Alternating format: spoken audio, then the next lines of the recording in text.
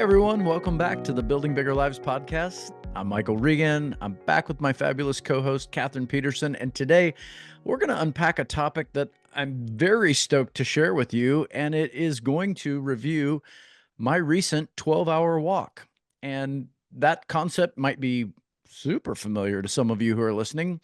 You may be aware of Colin O'Brady and the book he authored by this title, or some of you may just be thinking, wait, what? Walking for 12 hours? Like already I'm lost. What are you talking about? And I really want to dig into this because there is some amazing opportunity for each of us to grab something here. So don't get hung up on the 12 hours just yet. Maybe let's spend some time digging into the why behind what I did. But before I ramble on any further, let me bring my friend Kathryn back into the frame. Good to see you today, Kathryn. Good to see you too, Michael. And congrats on your walk. That's quite an accomplishment in itself. So good job. I felt great about it, and I still feel good about it. So I Good. thank you for that. And honestly, so many good things came from it. I can't wait to tell you all about it. So let's dive in. Yeah.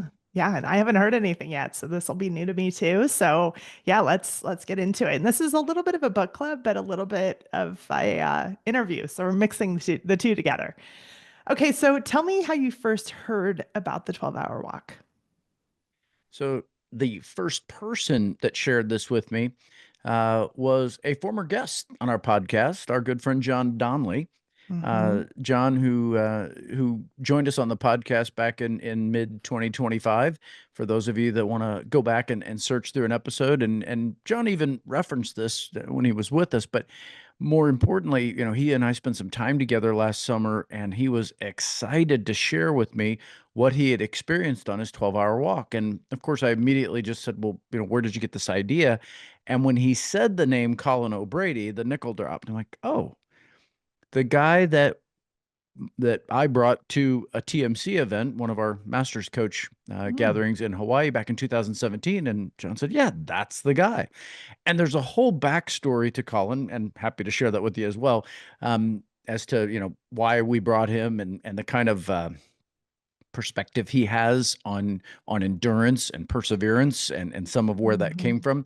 But ultimately, John had read this recent book of his and was inspired to give it a try. And I got to tell you, John was so stoked to tell me about his 12-hour walk that I remember thinking, okay, this is pretty intriguing. I'm going to log this into my future file for something that when I'm looking for one of those breakthroughs of, okay, I'm ready to try something new and different, I'm going to pull this one back out.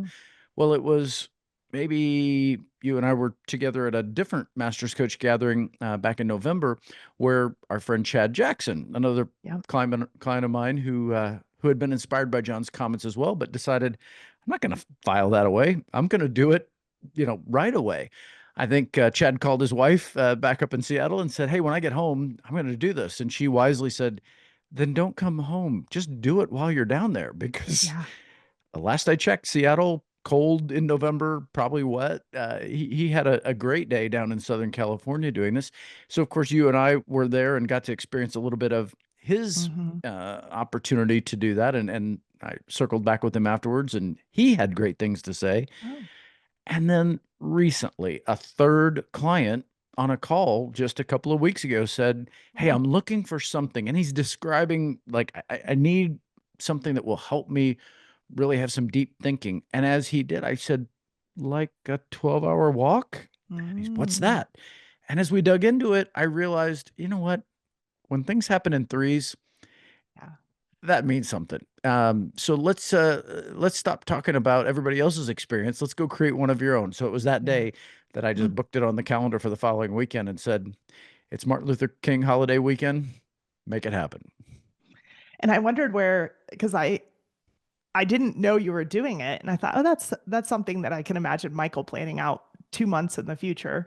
So all of a sudden it came, and I was like, oh wow, that's exciting. So it's interesting to hear that you booked it quickly and did it. So tell me about the planning process and how, because we know Colin did it the same. I think he did it the day after. I was sitting next to him, and I was like, just go to the front desk right now and talk to them. And then he went the next day. So he didn't need a lot of planning. So let's talk through that. What did that look like? What did you do to prep? Yeah. So So I would say if John's experience and Chad's experience were unique, mine was unique as well. What I did was I immediately downloaded Colin's book because I thought I want to listen Mhm. to his audiobook, just so that I understand the context in which his story, because again, hearing it from Chad or hearing it from John, um, both great, but I really wanted to, what did the author have to say about this idea? And what I found was this was, I mean, there were some guidelines, don't get me wrong, but what I Yeah. found in downloading the book was, this is more about spending 12 hours alone with your thoughts while in motion.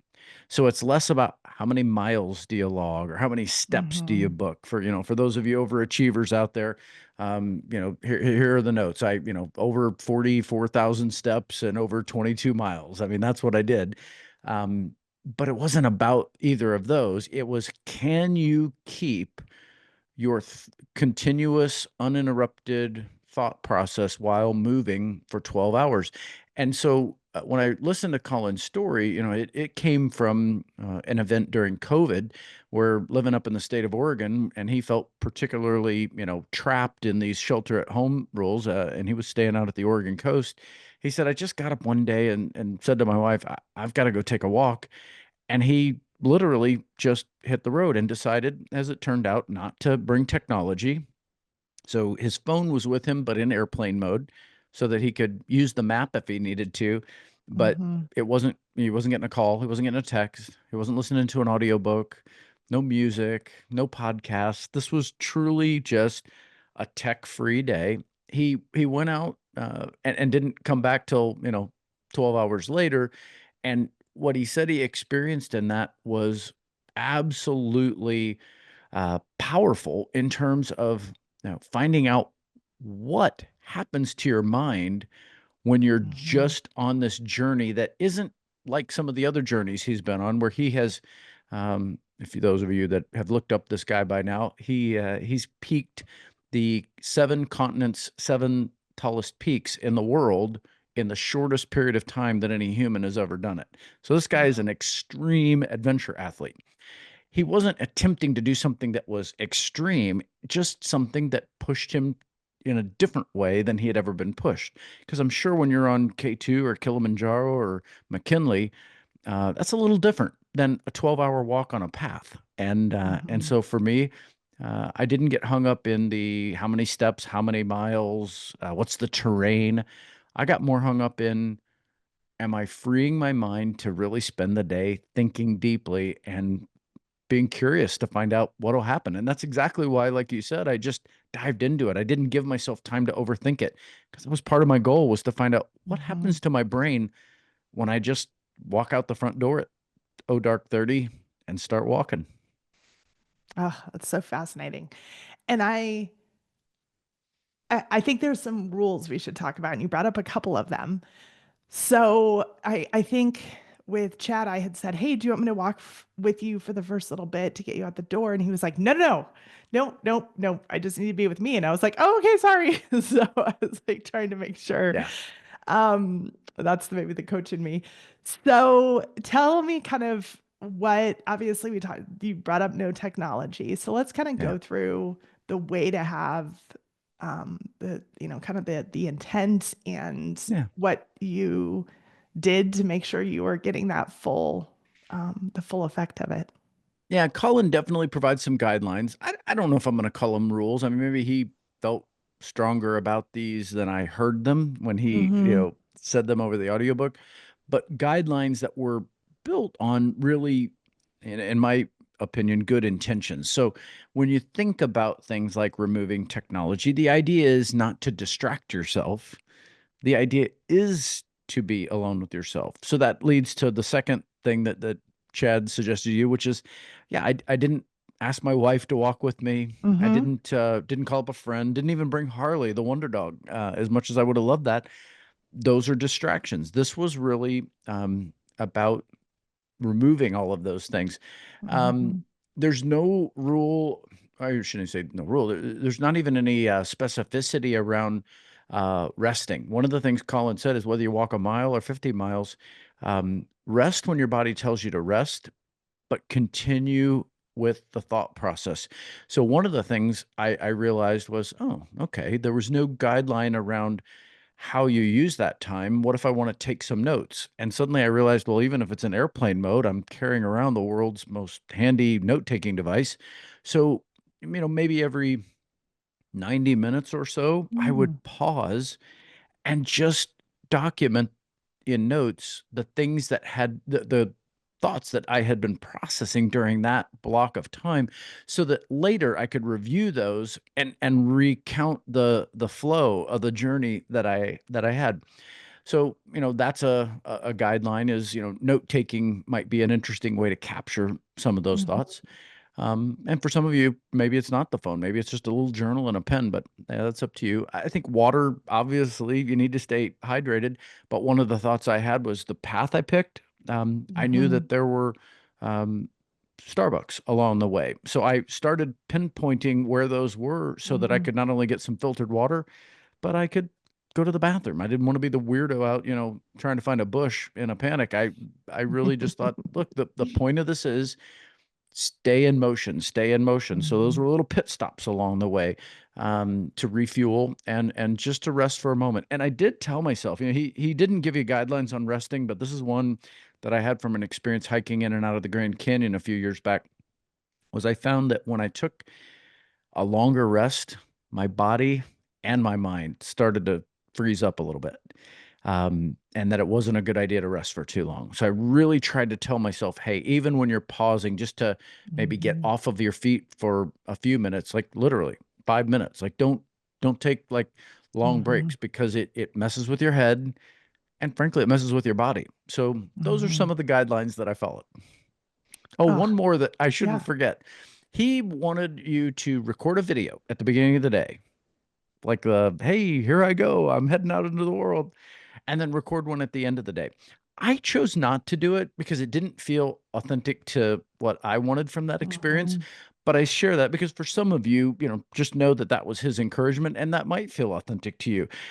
So if you are someone who does like to record selfie videos and post those, I think his idea was, hey, share this with your world. Let them know you're doing this. mhm. Um, I have the benefit of you and I sharing a podcast. So here's my chance to tell the story.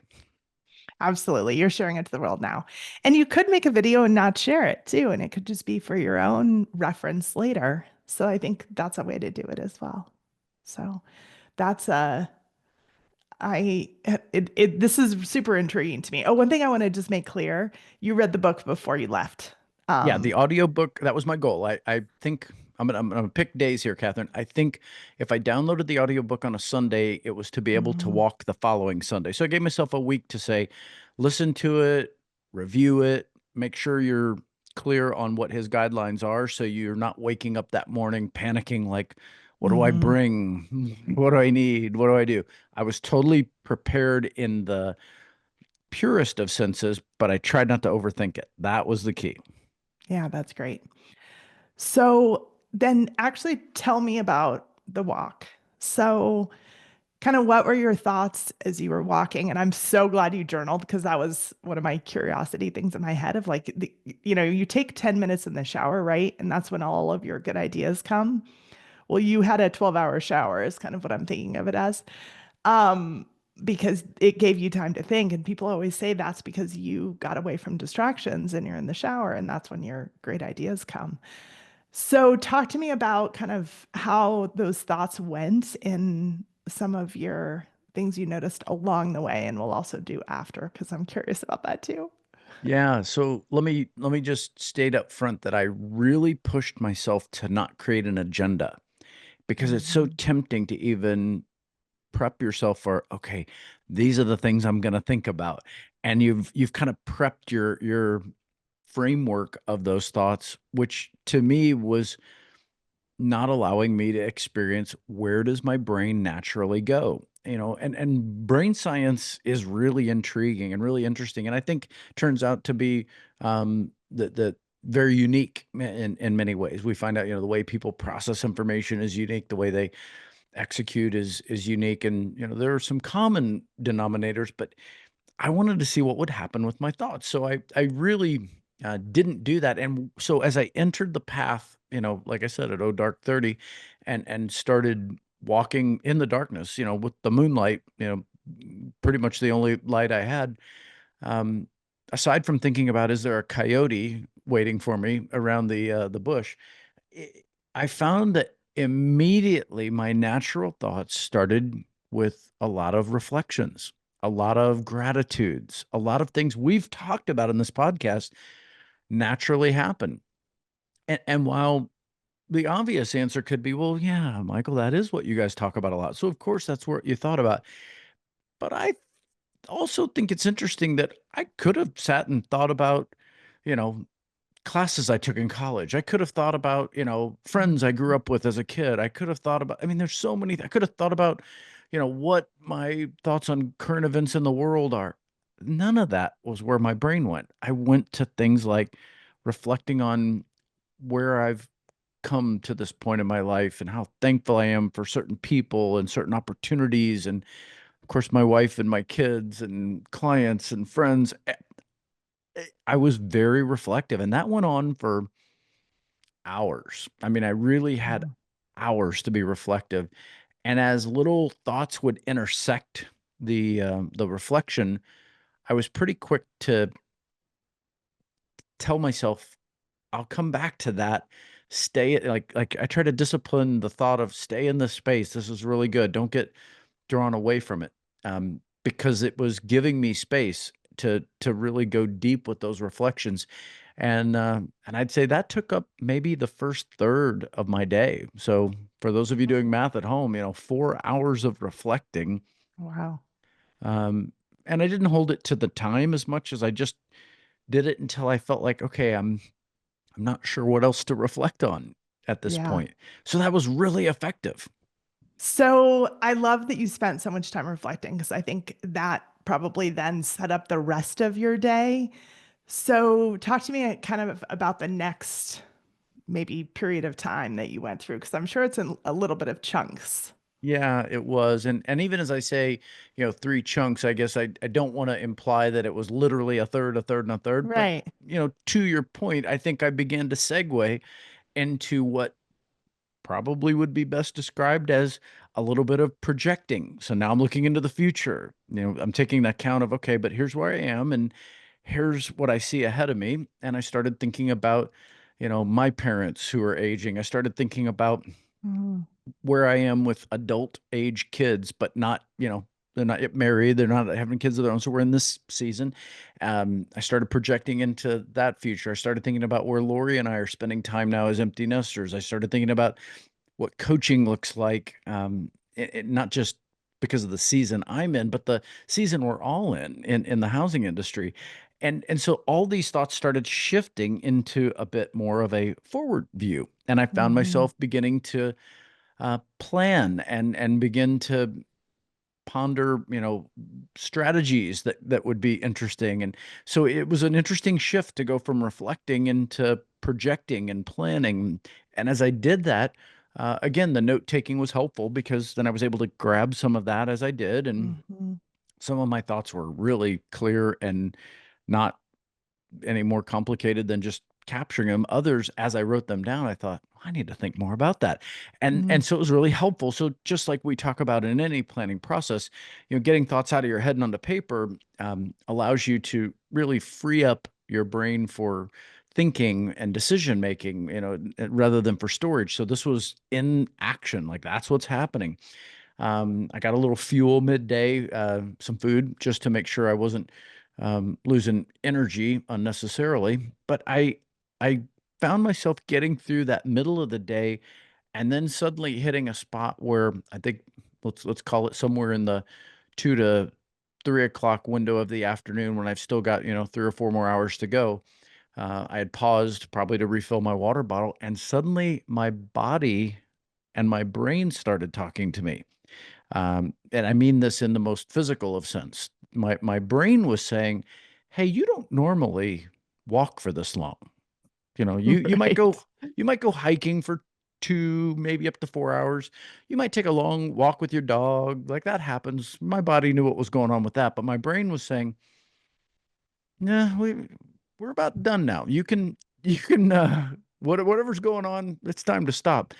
And of course, as your brain is telling you that, because it just seems like this is long enough, suddenly you start noticing, yeah, my hip is feeling a little tight, and that old right knee of mine, and oh, plantar fasciitis, that's no fun. And it's it's it's weird how you have to now start processing um, what you and I would call kind of a mental game. Like it shifted without me really seeing it coming. It went from all Mm-hmm. this excitement to talk about or think about my future plans to now very present, very current moment. Like, okay, where is your next rest stop? Okay, where is your next opportunity to refill the water bottle? I mean, and it became very point to point. And I Mm. started thinking, okay, I'm in execution mode now. I was in reflection mode. I was in planning mode. Now I'm in just this is Yeah. like what we experience anytime we go through this. We go through these exercises where we reflect and we plan, but at some point you got to put your plan into action and you just got to do the work, and that's usually where the resistance shows up. So whether it's some sort of call reluctance or some sort of I've got other things I'd rather be doing, or you have to fight through those things when what you want requires you to keep going. And that started happening without any orchestration required, like just being on my feet for at that point, maybe 8 or 9 hours. I had to really tell myself, don't quit, keep walking. Don't listen to your hip. Don't listen to Mm-hmm. your heel. Keep walking. Thankfully, it wasn't a cardiovascular thing. Like I didn't feel tired. It was more like my brain just said, I'm kind of done with this. Like, let's move Yeah. along and do something else. And I had to kept telling it, no, we're going to keep doing this. And that was a bizarre feeling because all of a sudden I realized, oh my gosh, this is like real life. Like, how often Mm-hmm. does this happen in real life where, and I think our audience should relate to this, is, we've got activities that we've committed to do, and it's no longer about reflecting and planning. It's doing. You've got to get these things done. And Mm-hmm. it doesn't matter if it's hard, you got to keep going. Yeah. And that was a very important moment in the journey, was to see, do I sandbag it and call an Uber, or do I keep going? And thankfully I kept going. What's you should see me. I'm on the edge of my seat and like hearing every single word Michael's saying because it's super fascinating to me because you have a different perspective. You have a coach's filter on this walk, and that's what's so fun about hearing about this from you is how does this apply to what I look at every day? And how does this so there's so many different takeaways I think that you have that are different than what other people would have. And now I want to talk to more people who've done this walk. Yeah.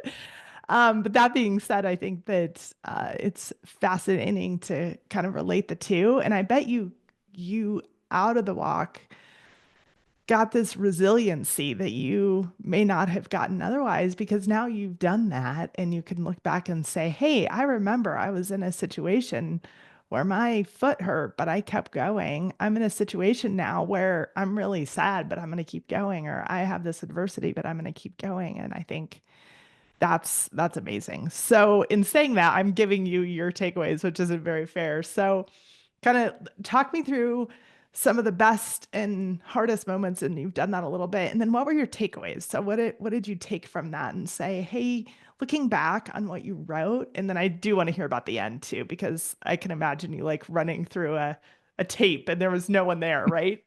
So tell me Yeah. about The that too. yeah, the army of one. I Right. got to cross that line alone. Eh, Catherine, as I even am repeating some of this back to you, I'm really reinforcing why it is so important that as a coach, I take people through these guided exercises that are designed with a certain flow for a certain reason. Mm-hmm. Just imagine if these things I just described to you had happened in a different order. Like if I had jumped out on the trail and said, okay, well, the first thing I'm going to do is just, block out all of my thoughts and just focus on get to the next stop and get to the next, just total execution. How many days, weeks, quarters, years, do we just roll out of bed and just start executing? No Wow. thought around reflective time, no quiet moment in the morning to really be clear on what you're doing and why you're doing it. No real review of the plan or the strategy that you're going to execute. You just dive in and go. How many mornings do people wake up and the first thing they grab is their Outlook to go see, or their phone to go see what their email account tells them is urgent today? Mhm. It was really important that the natural process that happened, that was not premeditated or guided, was I spent time reflecting first. It created the strength I needed by the end of the day to be able to persevere. Um, and I'm not trying to overstate what I did. I went walking. A lot of people are, battling cancer. A lot of people are fighting Mhm. real battles of life and death that I know nothing about. So I want to be really careful not to embellish words. But in order to be of the mindset to get through the end of the day, had I not had that time to reflect first, I'm not fueled with all of that emotional gratitude I was going to need later. Mhm. I wouldn't have had that. And you wouldn't have been able to conjure it up at that point that your body is starting to talk to you, because at that point, it's a very weird communication process to tell your body to shut up. Right. Um, Right. and so I think the order of these things really does matter. And you could even say, okay, maybe reflecting isn't where your brain goes first, but you're willing to go to the planning. How many times do I see someone draft a plan and it's so Pollyanna, it's so hopeful, but not really rooted in any reality? The key to that reflection is it gives you a chance to also be honest, because reflecting isn't all just, I said gratitudes, so maybe it would sound that way. It's also a lot of, just getting honest with yourself. Like, Mhm. hey, where have you talked a good game, but you haven't played it? Where have you committed with your kids to certain things, but you haven't delivered? Where have you um, intended certain activities with your friends or with your spouse, but you're not actually prioritizing it? I mean, that's all part of reflection too.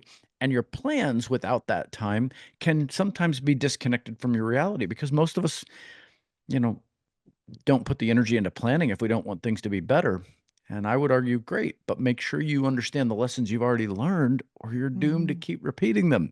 Like, let's use that time wisely. So I think that's going to be my big takeaway is not to orchestrate someone else's agenda, because I just told you what I benefited from was not having that. But what I feel really strongly about now as a coach outside of a 12-hour walk is, this is why I push you guys to reflect. This is why I push you guys then to plan. This is why I then push you guys to get into execution mode so that we can evaluate your activities in real time in light of what you said you were going to do, and then make the course corrections and adjustments that we need, because it works. And I think I had a real life opportunity to validate that. Love it. So tell me what I don't so far who I've talked to about the 12-hour walk has changed something in their life after that. So is there anything that you've adjusted, or has that changed your plans for the future? Are there any adjustments in your daily routine that you've made since doing the walk? It's a really great question. And I suppose, had I unearthed something that was, woefully wrong, I would have been absolutely willing to do that. The one area that I would say was just such a good reminder is probably the obvious one, which is my body as I get older is not going to naturally get stronger. I'm going to have to push against my reality.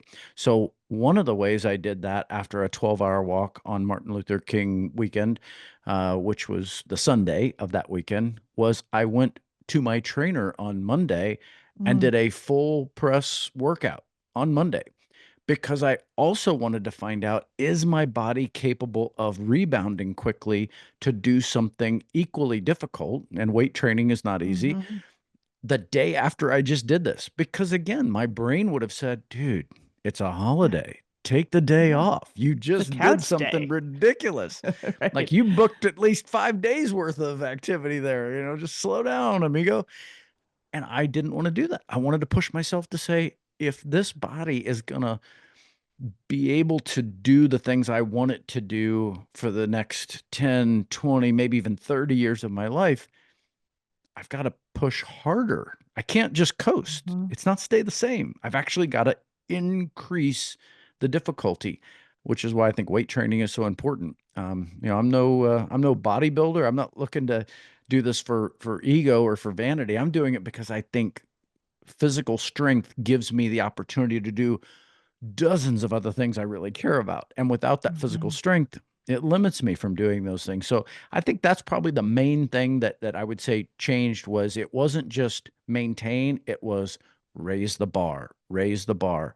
And believe me, that next day I had to physically raise the bar and it felt really good. Oh, that's great. Okay, what have I not asked you, or what do you wish, what do you feel like we need to cover before we wrap up this episode? Because I think this is really important and it's going to be a great episode for people to get some good takeaways. I know I am. So just fill in any gaps. Yeah, I think the first thing I would say is reading the book or listening to the book is certainly encouraged, but not required. And what I mean Mm, by that is, I don't think Colin's story, I don't think you need his whole book in order to understand the concept and the benefit. But I will say he's an incredibly inspiring human being, and his story and storytelling style is really helpful. So, if you are someone who would benefit from the emotional charge that would come from that, I highly recommend it. But don't let that be your limiting factor. mm, Don't start thinking, well, I'll do that after I read the book, because what you're doing is you're starting to naturally put some distance that will give you reasons, if not excuses, later for why you're not going to do it.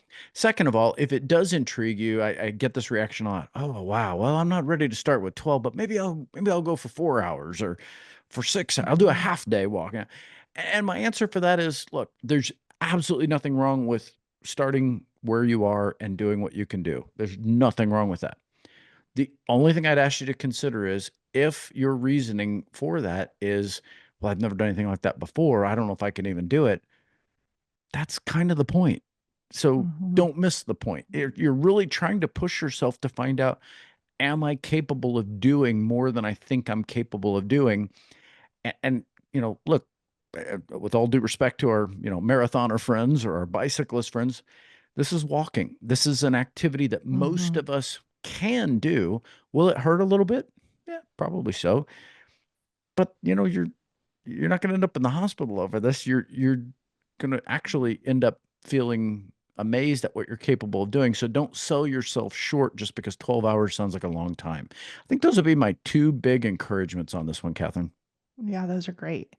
And I think the purpose is the walk and the struggle a little bit, and the not the struggle, but like if you would have only done the first 4 hours, you only would have reflected and you wouldn't have gotten to your takeaway. So I think that that's where it does become important. So I am so glad we went through this today. I'm going to download because I am a reader. So for me, it's easy to read the book, but I'll get that downloaded because definitely it's inspiring to hear your story, especially from your perspective, because I know you so well. So it's really Yeah. fun to hear your experience through the walk. And I think everyone will get something different out of it. And let us know if you've done it, because I think, and I mean audience, because I would love to hear more about it and would love to hear other people's experiences in the notes. So, Michael, you want to wrap us up? Yeah, I thought one final thought that was just kind of fun, because you said, because you know me well enough, just about anybody who knows me said, okay, I can get it that there's no technology, no podcast, no audiobook. But Michael, how did you go 12 hours with no music, right? I That knew was what you were going to say. that's look, you're wearing a Fox and Lock hat from Leaper's Fork, the coolest little country music bar in Tennessee. Um, here's the answer to that. Here's what's really Mhm. fun. Guess what happens? You get to sing a little. I was thinking that. That So, was really fun because you're alone and no one cares. No Right. one cares. So there were moments where the thought led to a lyric, because that happens Mm-hmm. in life. Mm-hmm. A word or a phrase Yep. leads to a lyric, and all of a sudden you realize, oh yeah, that's it.